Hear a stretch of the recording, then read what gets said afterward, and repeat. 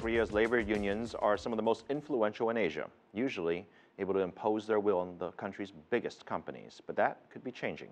U-Jean Jung has this. More than 3,000 union members joined this demonstration against the labor reform proposals. Despite opposition, a tripartite committee unanimously approved an overhaul of South Korea's labor market. The hottest issue is the government's drive to adopt a so-called peak wage scheme, which would cut wages of employees edging closer to retirement, but extend the retirement age from an average 55 to 60. The move is aimed at creating more jobs for young people, at a time when the country is struggling with youth unemployment, standing at 10.3% in the first quarter. It's the highest in 16 years. More than 100 state-run cooperations have agreed to adopt the scheme, already common in Japan. Energy giant Korea Hydro and Nuclear Power is one of them. Upon implementing the peak wage system, we expect to create up to 525 new jobs in the next 2 years.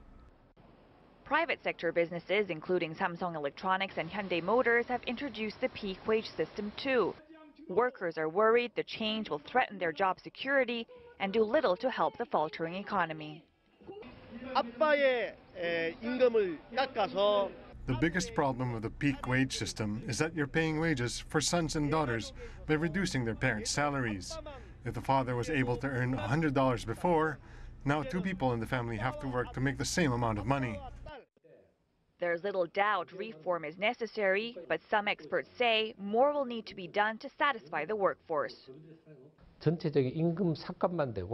The labour unions disagree because they're concerned that the peak wage system will cut overall wages, demotivate talented workers, and won't solve youth unemployment. So, to fight workers' opposition, new creative jobs have to be developed by companies. The proposals, which would also make it easier for companies to lay off underperforming workers, now await parliamentary approval. The government hopes they'll pass by the end of the year, but it could take much longer for the changes to be accepted. U-Jean Jung for CCTV, Seoul.